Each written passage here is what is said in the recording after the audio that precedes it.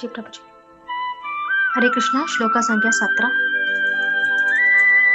यस्त्वात्मरतिरेव स्यात् आत्मतृप्तश्च मानवः आत्मन्येव च सन्तुष्टस्तस्य कार्यं न विद्यते। यस्त्वात्मरतिरेव स्यात्। यस यस्त्वात्मरितेव माता जी एक बार फिर से बोलिएगा, जी प्रभु जी। ध्यान से सुनिएगा सब लोग। यस्त्वात्मरतिरेव स्यात्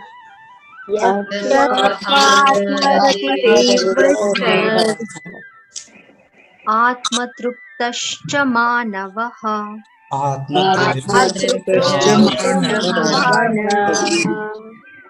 आत्मन्येव च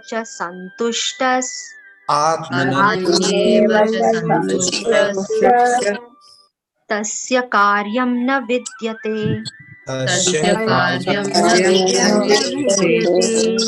हरे कृष्णा।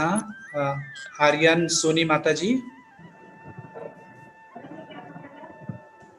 आर्यन सोनी माता जी, सूर्य प्रकाश माता जी, सूर्य प्रकाश माता जी हाँ हाँ प्रभु जी पढ़िएगा। हरे कृष्ण। हाँ प्रभु जी पढ़ रही हूँ।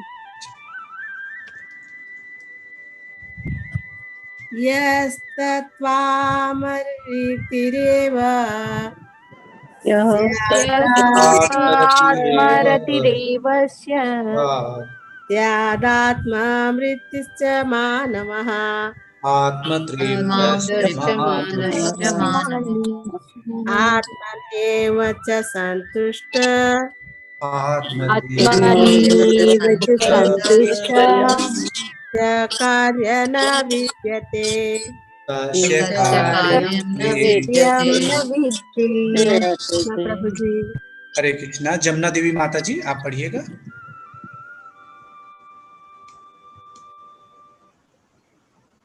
जमुना देवी माता जी पढ़िएगा।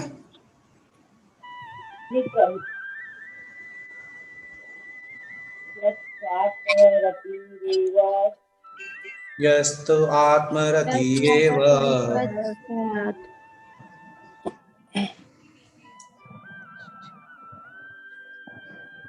मैं प्रमीला माता हूँ प्रभु जी, पढ़िएगा बेटे के नाम पे है। हाँ पढ़िएगा माता जी, पढ़िएगा प्रमीला माता जी। अभी पढ़ी तो हूँ प्रभु जी, वही सूर्य प्रकाश के। अच्छा अच्छा ठीक। हरे कृष्णा। सारिका माता जी। हरे कृष्णा प्रभु जी। माता जी पढ़िए। आप सभी को दंडवत प्रणाम। हरे कृष्णा। यस्यात्मरतिरेव यह तु आत्मरतिरेव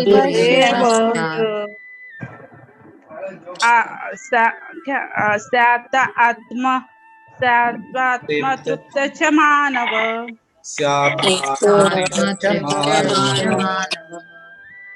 आत्मनेव च सन्तुष्ट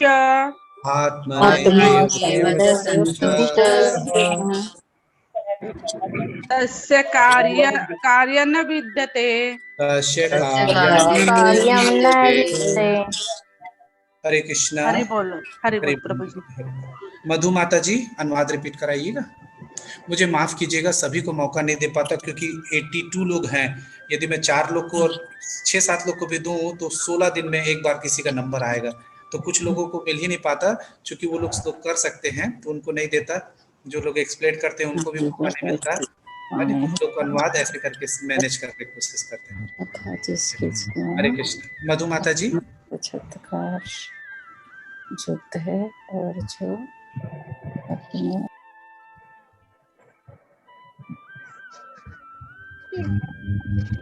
हरे कृष्णा। रेखा माता जी आप अनुवाद रिपीट कराइएगा। हरे कृष्णा प्रभु जी अनुवाद रिपीट कराइएगा। जी प्रभु जी। किंतु जो व्यक्ति आत्मा में ही आनंद लेता है और जिसका जीवन आत्म साक्षात्कार युक्त है और जो और जो अपने में ही अपने में ही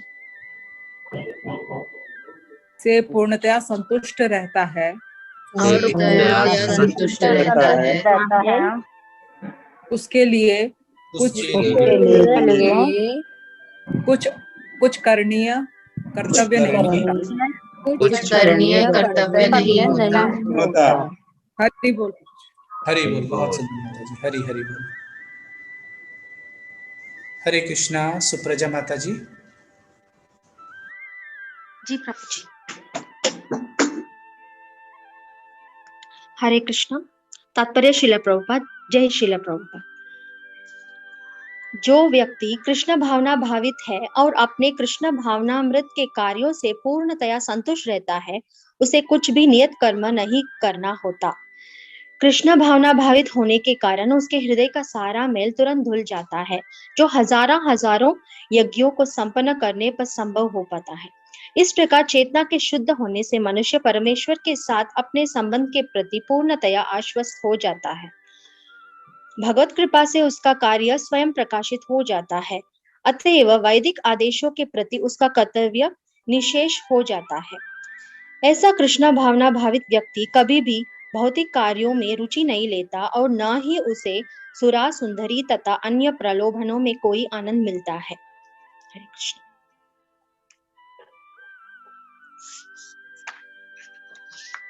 हरे कृष्णा। बोलिएगा। जी प्रभु जी। जैसे कि हम प्रीवियस श्लोका में यज्ञ के बारे में पढ़ते आ रहे हैं, इस श्लोक में भगवान कह रहे हैं कि यज्ञ की प्रक्रिया बद आत्माओं के शुद्धिकरण के लिए होती है, लेकिन भगवान यहाँ बता रहे हैं कि जो जीवात्मा पूरी तरह से शुद्ध हो चुकी है, अपने आप को अपने स्वरूप से समझती है, उसके लिए यज्ञ की प्रक्रिया आवश्यक नहीं है। और कृष्ण भावना भावित के कार्यों से पूर्णतया संतुष्ट रहना, इसका अर्थ है भक्ति की क्रियाओं से ही वो पूरी तरह संतुष्ट रहता है और जो कर्तव्य उसे भगवान के प्रति करने हैं, उसको करने में ही संतुष्टि का अभाव करता है, अनुभव करता है, अभाव का अनुभव नहीं करता है। ऐसा नहीं लगता है कि उसको कुछ और करना चाहिए, और ऐसे व्यक्ति को कुछ और नियत कर्म करने की आवश्यकता नहीं है, क्योंकि ये सारे नियत कर्मों को करने का ही फल है। मतलब भगवान श्री कृष्ण की भक्ति करना हमारे नियत कर्मों का ही फल है। और तात्पर्य में प्रभुपाद जी हमें समझाते हैं कि कृष्ण भावना भावित होने के कारण उसके हृदय का सारा मेल धुल जाता है, हजारों यज्ञों का संपन्न करने पर ही संभव हो पाता है। तो भगवान का नाम जप करना, भगवान का नाम जप अगर कोई मनुष्य कर रहा है तो कोटि कोटि यज्ञ करने का लाभ प्राप्त कर लेता है। इस कलयुग में श्री चैतन्य महाप्रभु के द्वारा दिए गए संकीर्तन यज्ञ सर्वश्रेष्ठ है। भगवान का नाम हर क्षण लेना चाहिए, लगातार स्मरण करते रहना ही उत्तम है। और भगवान भी स्वयं 10वें अध्याय श्लोक नंबर 25 में बताए हैं कि यज्ञानाम जप यज्ञ, मतलब जप यज्ञ को अपनी विभूति बताए हैं। और तात्पर्य में आगे प्रभुपाद जी बताते हैं कि कहते हैं कि जब कोई व्यक्ति की चेतना शुद्ध हो जाती है, स्वतः उसमें भगवान से अपने संबंध के प्रति विश्वास जागृत हो जाता है। जो व्यक्ति इस चेतना से ऊपर उठ गया है कि वो इस शरीर नहीं है, उसका प्रमाण है कि उसको सुंदरी और अन्य भौतिक प्रलोभन में कोई आकर्षित नहीं होता है। तो ये तात्पर्य का डिस्कशन है। अभी श्लोक के बारे में देखें तो यस्त्वात्म रतिरेव, आत्मरति, इसमें आत्मरति का मतलब है अपने आप में रत या लीन रहने का अवस्था या भाव। ऐसा आत्मज्ञान या ब्रह्म ज्ञान जो और किसी और ध्यान न जाने दे। हमारी आत्मा जो है 4 तरह के कोशों से कवर्ड हुई है। जैसे कि सूरज की किरणें धरती तक पहुंचने के पहले कई तरह के वायुमंडल को क्रॉस करने के बाद ही धरती तक पहुंचती है, इसी तरह आत्मज्ञान तक पहुंचने के लिए उसके पहले हमें 4 कोशों के बारे में जानना है, क्योंकि हमारे आत्मा जो है it is covered with layers of consciousness. तो पहला लेयर या बेसिक लेवल ऑफ कॉन्शियसनेस है अन्नमय कोश, यानी हमारा सबसे बाहरी शरीर या भौतिक शरीर। इस लेवल में हम अपने इंद्रिय तृप्त को संतुष्ट करने के लिए मनुष्य सोचता है और कर्म करता है। वह अपनी भौतिक सुख की इच्छाएं पूरी करने में ही लगे रहता है।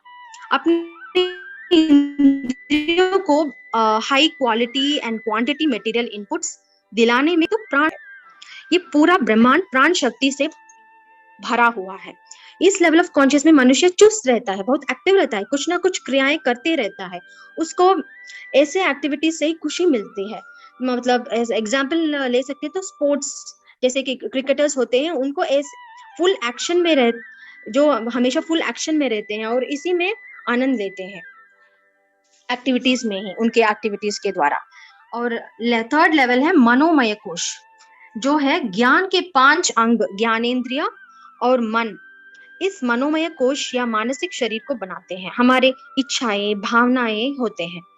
ऐसा मनुष्य बहुत ही भावुक रहता है। अगर कविता लिखना है तो भावपूर्ण कविता लिखता है। हम जैसे किसी को कहते हैं कि वो बहुत सेंसिटिव है या इमोशनल टाइप है, वो मतलब है कि उसका कॉन्शियस अपने इमोशंस या भाव से हमेशा जुड़ी रहती है। और मनोमय कोश मतलब है मन का, मतलब है मन। ये इस स्थिति में मन बहुत ही चंचल है। तो हम जैसे कि अर्जुन भी कहता है कि चंचल ही मन कृष्णा। तो इस स्तर की चेतना में मानसिक गतिविधि से ही मनुष्य सोचता है या कर्म करते रहता है। और आगे है ज्ञानमय कोश। चेतना जब उच्च स्तर पर विचरण करती है, व्यक्ति आनंद को अपने क्रम से पहचानता है। इस स्तर पर मनुष्य अपनी बुद्धि द्वारा कर्म करते रहता है और जो सफलता उसे प्राप्त होती है उसी में आनंद लेते रहते हैं। इसका एग्जाम्पल हम ले सकते हैं कि चेस प्लेयर्स या आईटी प्रोग्रामर्स जो होते हैं, उनको एग्जाम्पल हम ले सकते हैं। और एंड लेवल में है द डीप लेवल, आनंदमय कोश। ये आनंदमय कोश ही अंतिम ज्ञान है।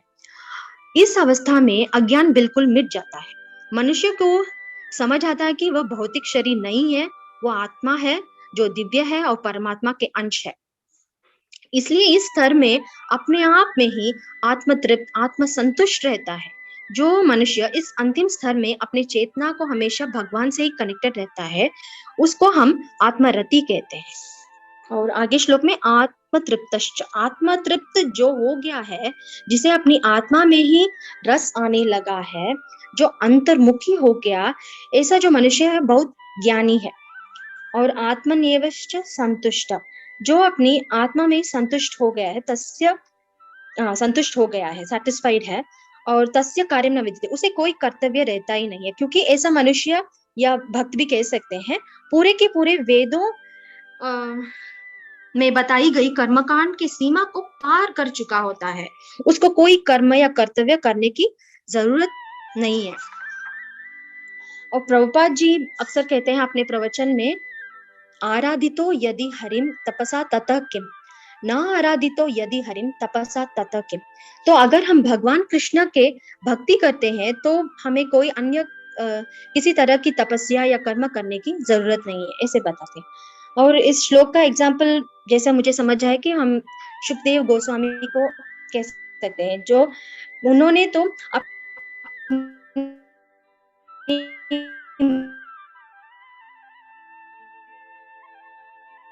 माँ के गर्भ में अपने पिता के द्वारा और भगवान की कृपा से ही सारा थे, तो भावना भावित क्या, जो शुद्ध हृदय हो जाता है उसका भगवान के प्रति जो कार्य करना है स्वयं प्रकाशित हो जाता है, कोई नियत कर्म करने की आवश्यकता नहीं रहती है। तो इस श्लोक के द्वारा यही मुझे समझ आया प्रभु जी। बहुत सुंदर माता जी, बहुत सार में बहुत सुंदर बात आपने बताई, बहुत सार में आपने बात की, बहुत तत्व की बात आपने बताई। पहले संगीता माता जी, संगीता माता जी आप कुछ बोलिएगा। हरे कृष्णा जी माता जी आप कुछ बोलिएगा इस पे। जी वैसे तो माता जी ने बहुत अच्छे से एक्सप्लेन कर दिया है। आवाज आ रही मेरी? थोड़ा और सामने आइएगा माता जी, आवाज आ रही और अच्छा आएगा, थोड़ा सा सामने आएगा तो। जी हाँ अब सभी जी। को दंडवत प्रणाम। तो इस श्लोका में भगवान कहते हैं कि जो स्वयं के प्रकाश से आनंदित होता है और जो स्वयं प्रकाशित है और पूर्ण रूप से संतुष्ट है, उसके लिए कोई कर्तव्य नहीं, ऐसा भगवान कहते हैं। तो यहाँ पर जो स्वयं आनंदित होते हैं, इसका मतलब ये है कि स्वयं आनंदित कौन होता है? तो स्वयं आनंदित वही होते हैं जो बाहरी और भौतिक इच्छाओं के प्रति अपनी इच्छाओं को त्याग चुके। इसका मतलब ये है कि जो मनुष्य स्थित प्रज्ञ है, अर्थात जो सभी के लिए समान भावना रखता है और निरंतर भगवान का स्मरण करता है और हर कार्य भगवान को समर्पित करके करता है, और जो मनुष्य अपने मन रूपी दर्पण में भगवान की सेवा के द्वारा मन को भगवान रूपी सेवा के द्वारा परिमार्जित कर चुका है, और तथा जो अपने अंदर परमात्मा के स्वरूप को दर्शन करता है, वही क्या रहता है? पूर्ण रूप से आनंदित रहता है। और आगे भगवान बताते हैं कि ऐसा मनुष्य स्वयं में संतुष्ट रहता है। वास्तव में भगवान यह कहते हैं कि वास्तव में बंधन की जड़ तो हमारी भौतिक इच्छाएं ही, जिसे पूरा करने में हम अपना पूरा जीवन लगा देते हैं, और सभी पापों की जड़ हमारी इच्छा ही है, और इसी से मनुष्य का क्या होता है? पतन होता है। अध्याय 2 के श्लोका नंबर 63 में भगवान ने स्वयं कहा कि क्रोधात् भवति सम्मोह, सम्मोह स्मृति विभ्रम, स्मृति भ्रंशात् बुद्धिनाशो, बुद्धिनाशात् प्रणश्यति। अर्थात भौतिक विषयों का चिंतन या इच्छा करने वाले मनुष्य की उन विषयों के प्रति क्या हो जाती है? आसक्ति हो जाती है, और आसक्ति होने से उसमें वस्तु को प्राप्त करने की कामना होती है, और कामना की पूर्ति हुई तो यदि पूर्ति होती है तो लोभ की उत्पत्ति होती है, और यदि कामना की पूर्ति नहीं होती है तो क्या होता है? क्रोध आता है। क्रोध होने पर सम्मोह हो जाता है, और जब सम्मोह होता है तो बुद्धि क्या करता है? काम करना बंद कर देता है, क्या सही है क्या गलत है यह सब सोचना वह बंद कर देता है। और स्मृति क्या हो जाती है? भ्रष्ट हो जाती है, और जब स्मृति भ्रष्ट हो जाती है तो बुद्धि का नाश हो जाता है, और जब बुद्धि का नाश होता है तो मनुष्य का क्या होता है? पतन हो जाता है। इसलिए भगवान ने कहा कि हमें इच्छा और आसक्ति का त्याग करना चाहिए, और जो मनुष्य इस प्रकार से इच्छा को त्याग करके आत्म संयमी होता है, वह राग द्वेष से रहित होकर के अपने द्वारा वश की हुई इंद्रियों के द्वारा विषयों को भोगता हुआ प्रसन्नता को प्राप्त करता है। और यहाँ पर प्रश्न यह उठता है कि भौतिक इच्छाएं हमारे जीवन में पहले क्यों पैदा होती है? तो जब हम शरीर के साथ आत्मा को पहचानते हैं तो हम क्या करते हैं? अपने शरीर और मन की इच्छाओं को ही अपने स्वयं की इच्छा के रूप में पहचानते हैं। और यह क्यों होता है? तो यह होता है माया के कारण, क्योंकि माया ही हमें भ्रमित करती है, और उसी भ्रम से हम शरीर और मन की इच्छा को ही अपना मानने लग जाते हैं। अपने आप को भ्रमवश आत्मा के रूप में न देख करके शरीर के रूप में पहचानते हैं, और उसकी आवश्यकताओं को संतुष्ट करने में लगे रहते हैं, और यदि संतुष्टि नहीं होती है तो हम क्या हो जाते हैं? दुखी हो जाते हैं। लेकिन जो मनुष्य अपनी आत्मा को जानते हैं, जो यह समझते हैं कि मैं आत्मा हूँ, और यह आत्मा भौतिक नहीं है, यह दिव्य है, और यह भौतिक इच्छाओं से संतुष्ट नहीं होता, इसलिए यह क्या है? अपूर्ण है। और भौतिक वस्तुएं कभी भी अपूर्ण आत्मा को तृप्त नहीं कर सकती। आत्मा की तृप्ति तभी होती है जब वह परमात्मा से जुड़ती है, और जब आत्मा का परमात्मा के साथ मिलना होता है तो मनुष्य को असीम आनंद की अनुभूति होती है, क्योंकि आत्मा को भौतिकता से कोई लेना देना नहीं होता। वह पूर्ण रूप से आध्यात्मिक होता है, दिव्य होता है। मोह माया राग द्वेष ईर्ष्या लालच काम क्रोध से कोई वास्ता ही नहीं है। उपनिषद में भी बताया गया है कि आत्मा के 8 गुण हैं, और वो है निष्पापता, अर्थात आत्मा क्या है? पवित्र है। आयुहीनता, अर्थात आत्मा का कोई आयु नहीं होती है, क्योंकि आत्मा क्या है? अविनाशी है। मृत्यु शून्यता, अर्थात आत्मा क्या है? अमर है, उसे कोई नहीं मार सकता। और शोकहीनता, मतलब आत्मा को किसी बात का दुख नहीं होता है।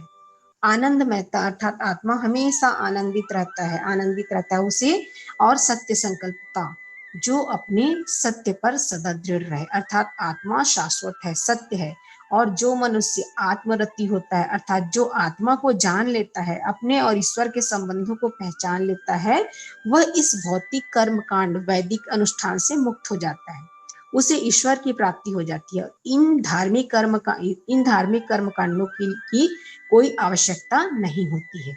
उदाहरण के लिए जैसे कि कॉलेज में पढ़ने वाला कोई छात्र तब तक ही वहां के नियमों का पालन करता है जब तक वो पढ़ता है, और जब उसे वहां की डिग्री मिल जाती है जब वह कॉलेज को छोड़ देता है तब उसे कॉलेज के नियमों को मानने की कोई बाध्यता नहीं रहती।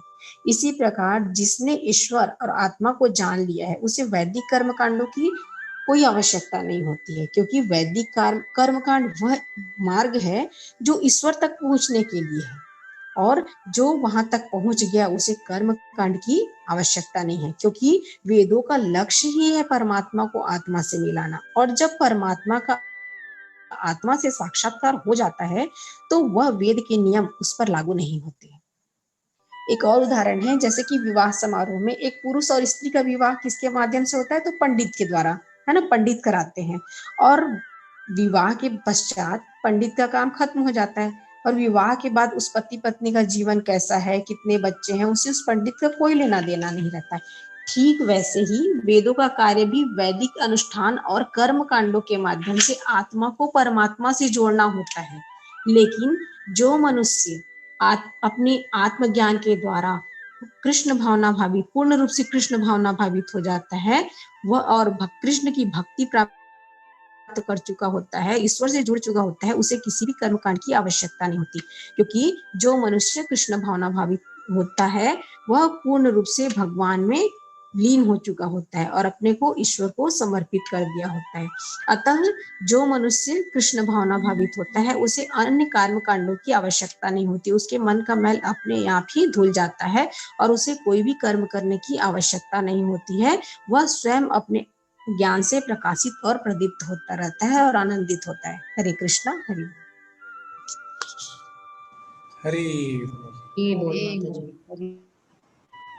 बहुत बढ़िया, बहुत सुंदर, दोनों एक्सप्लेनेशन बहुत बढ़िया। कितना सुंदर आपने उसको आगे बढ़ाया। सुप्रजा माता जी ने बताया, उसको बहुत सुंदर आपने आगे बढ़ाया। एक छोटी सी कहानी बताता हूँ, फिर अमित प्रभु बोलेंगे कि एक राजा था, उसके राज्य में एक फकीर या संत बोले, वो संत था। राजा को जब कभी भी कोई दुविधा हो तो वो संत से परामर्श किया करते थे और संत उनकी सारी समस्याओं का समाधान करते थे। समाधान करने के बाद वो चले जाते थे। वो राज्य के बाहर एक पेड़ के नीचे छोटी सी कुटिया थी, वहां रहते थे। राजा उनसे कहते थे कि आप इतना सुंदर बोलते हैं, मैं चाहता हूं कि आप मेरे राजमहल पे रहें। संत कहते थे कि नहीं, मुझे राज्य की जरूरत नहीं है। राजा बोले कि ऐसे कैसे हो सकता है, एक आदमी जो इतना सुंदर ज्ञान से परिपूर्ण हो, वो उसको मैं यदि राज्य देना चाहता हूं तो लेता क्यों नहीं। वो बार बार विनीत करते थे लेकिन वो मानते नहीं थे। एक बार फिर किसी परामर्श के लिए आए थे, परामर्श होने के बाद बोले, राजन मुझे आज्ञा दीजिए, मैं जा रहा हूं। राजा के मन में जिज्ञासा हुई कि ऐसे कैसे हो सकता है, ये कहाँ जाते हैं, ऐसा तो नहीं यहाँ बताने के लिए नहीं ले, जरूर इनके पास कुछ मुझसे ज्यादा बड़ा चीज होगा, मुझसे कुछ अच्छा चीज होगा जिससे ये ज्यादा खुश रहते होंगे, इसलिए ये भाई आदमी क्यों नहीं लेता कोई चीज। आप कपड़ा पहने हो और मैं आपको फटा कपड़ा दूंगा तो आप क्यों बोलेंगे रहने दीजिए, आप अपने पास रखिए।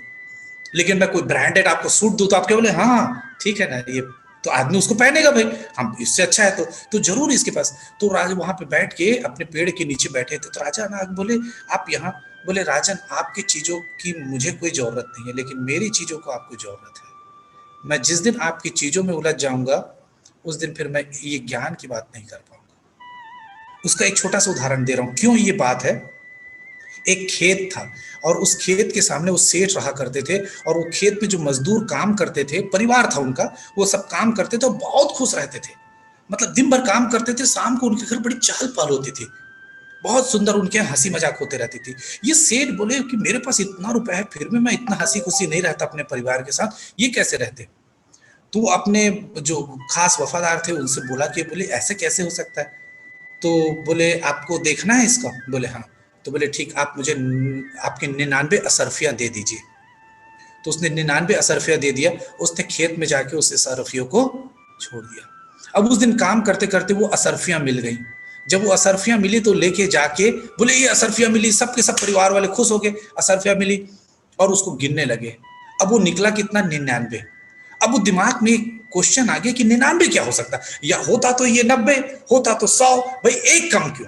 तो उसको फिर वो लोग कई बार गिनने लगे, उसको कई बार गिना करते थे कि 99 कैसे, अच्छा तू गिन के देख 99, तू गिन के देख, अच्छा सब गिन के देख लिए, लेकिन निकलता 99 ही था। अब तो लोगों को शक होने लगा कि नहीं नहीं, एक एक स्तुति ने जरूर रख लिया होगा, पहले स्तुति को मिला था तो स्तुति ने रख लिया होगा। स्तुति सोची कि हो सकता है ये अक्षत को पहले मिला हो, तो हो सकता है अक्षत ने रख लिया हो। अक्षत ने सोचा कि शायद जयेश पहले वहां से ले लिया हो और जानबूझ के एक जेब में रख लिया और 99 ला के हम लोग को बता रहा है कि अब क्या हो गया, पूरे घर में कलह चालू हो गया। अब एक दूसरे को देखते तो किस भाव से देखते, शक के भाव से देखते कि अच्छा यही रखा है, जयेश लेके गया है, जयेश देखे अच्छा अक्षत रखे, अक्षत देखे अच्छा स्तुति ने रखा। अब पूरे घर में कलह चालू हो गया, जो सुख शांति समृद्धि थी वो सब के सब क्या हो गया, चला गया। ये है 99 का फेर। और बहुत सुंदर एक और बात निकल के आई, और वो क्या है, जब प्यास लगी हो तो कोई आपसे बोले कि मैं जूस दे रहा हूं, तो पहले हंसते हुए क्या बोलते हैं, पहले एक गिलास पानी दे दीजिए। अरे बोले मैं जूस दे रहा हूं, फ्रेश जूस, अरे बोले ठीक है जूस आप बाद में, मैं दूध दूं, गरम गरम दूध। तुरंत आदमी को गुस्सा आने लगता, बोले भैया मैं पानी मांग रहा हूं, पानी, आप जूस मत दीजिए मुझे, दूध मत दीजिए, आप मुझे मिठाई मत दीजिए, आप रसगुल्ला मत दीजिए, मुझे क्या दीजिए, एक गिलास पानी दे दीजिए। तो जैसे वो पानी पीता और क्या बोलता, हाँ मजा आ गया। आप समझ रहे हैं, इसी तरीके से हमारी आत्मा अतृप्त है, उसको केवल और केवल चाहिए तो क्या चाहिए, भगवान। और हम उसको देने में लगे हुए हैं क्या, जूस, क्योंकि वो जूस पीने के बाद लगता है ये थोड़ा खट्टा था ना, अनानास का होता तो अच्छा होता, फिर वो अनानास का जूस पीता है। मतलब क्या, कार लेने के बाद क्या लगता है, ये कार 4 व्हील नहीं है ना, ये सेडान कार है, थोड़ा 4 व्हील होता तो मजा आता। मतलब उसको अनानास का नहीं चाहिए, उसको किसका चाहिए, उसको मौसम्बी का चाहिए। फिर वो पीता, बोले जूस रोज पेट खराब हो गया, कार नहीं चाहिए। फिर क्या चाहिए उसको, हलवा पूड़ी चाहिए। बाद में बीपी शुगर हो गया, बोले कुछ नहीं खा सकते, डॉक्टर बोलता है दलिया खाओ। तो हम इसी प्रकार से भौतिक सुख सुविधाओं में गोल गोल घूमते रहते हैं, और वास्तविकता क्या है, इन चीजों से सुख प्राप्त। क्योंकि यदि सोचिए, मैं क्यों ये बात बोल रहा हूं आपके सामने मालूम, क्योंकि करोड़पति तो जो चाहे वो खा सकते हैं, लेकिन उनका स्वास्थ्य तो ठीक रहता ही नहीं। यदि खाने से शरीर अच्छा बनता तो करोड़पति को तो डॉक्टर बता देता, ये खा लो भाई, बादाम खा लो, तुम करोड़पति, दिमाग तुम्हारा बहुत बड़ा हो जाएगा। लेकिन बड़े बड़े करोड़पति के बच्चों को देखे बुद्धू निकलते है नहीं, उनका बिजनेस वो नहीं संभाल पाते। आप समझ रहे हैं। तो मैं ये कह रहा हूं कि भगवान की कृपा जब प्राप्त होती है तब काम संभव होता है, बाकी सारे चीजें क्या है, ऑप्शनल है। तो हम सबको क्या करना चाहिए, जो मेन है उस पर काम करना चाहिए। हम क्या होता है, मेन को छोड़ के बाकी सारे चीजों में काम कर रहे हैं, बाकी सारी चीजों पे हम कार्य कर रहे हैं, केवल मेन काम को छोड़ के। तो जिस दिन हम मेन काम को करने लगेंगे, भगवान की कृपा जब प्राप्त होने लगेगी, तो हम जो खाएंगे वो हमारे शरीर को पचने लगेगा, उस शरीर से हम स्वस्थ हो जाएंगे और हमारे अंदर सारी चीजों का हो जाएगा। हरे कृष्णा। अमित प्रभु आप बोलिएगा।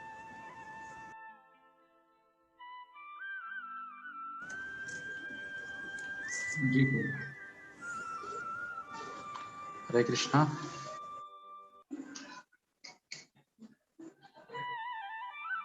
तो काफी दिनों से यज्ञ के ऊपर चर्चा हो रही है प्रभु, और क्योंकि चैप्टर का नाम ही कर्म योग है, तो कर्म के विषय में ही भगवान अर्जुन को बता भी रहे हैं।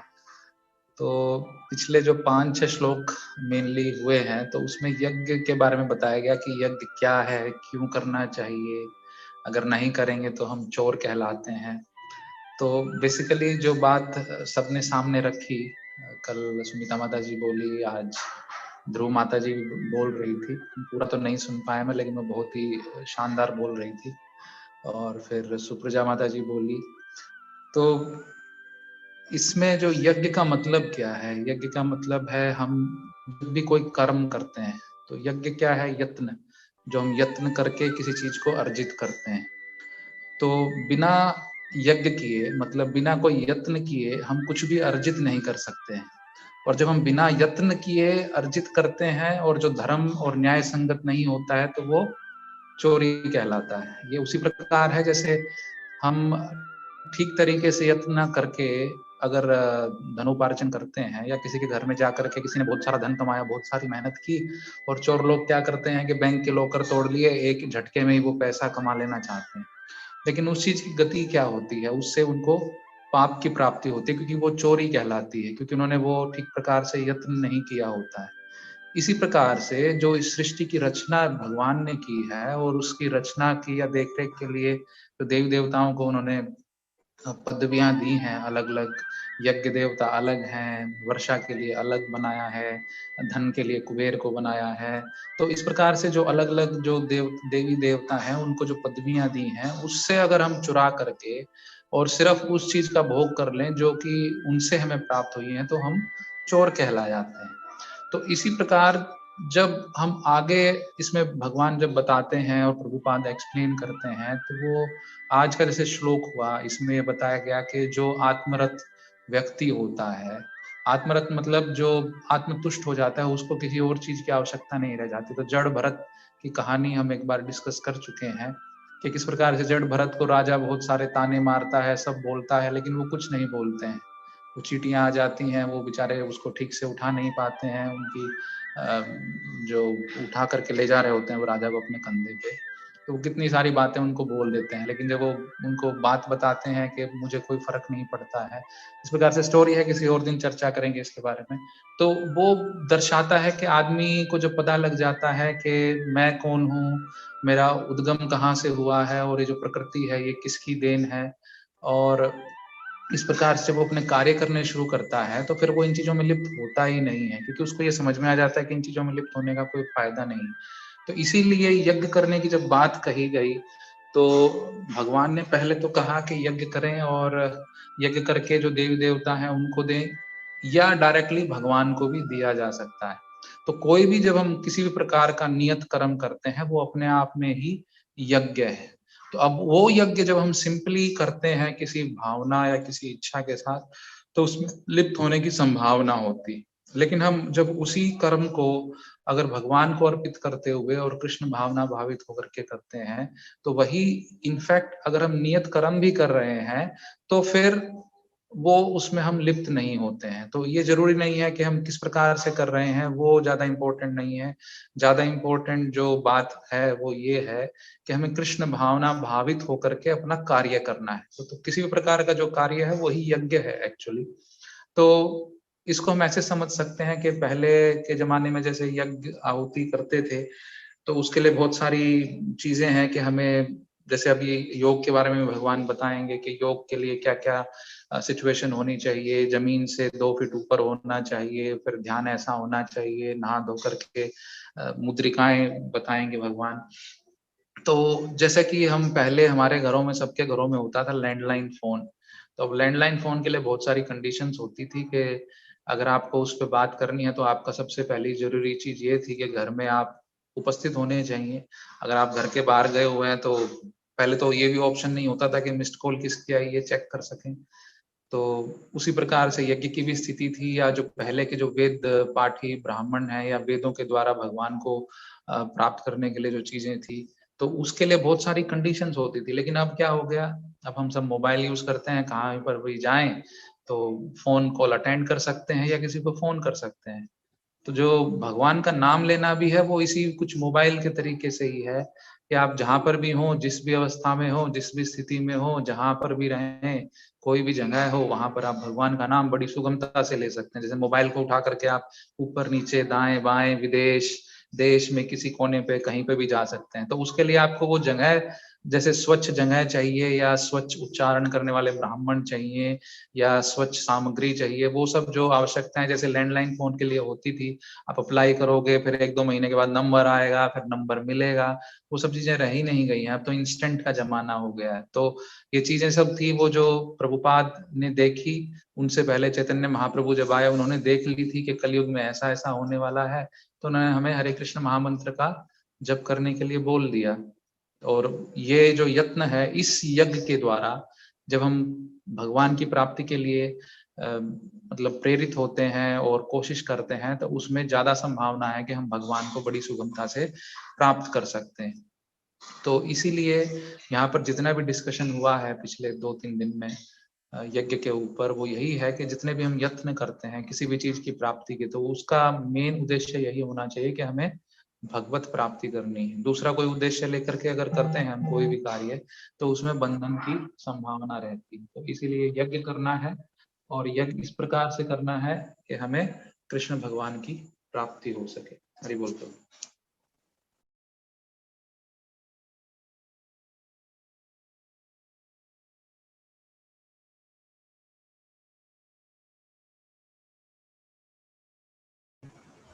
हरे कृष्णा अमित प्रभु, हरे कृष्णा। बहुत सुंदर, बहुत सुंदर। तो आज समय हो गया तो हम लोग यहीं पे विराम देंगे।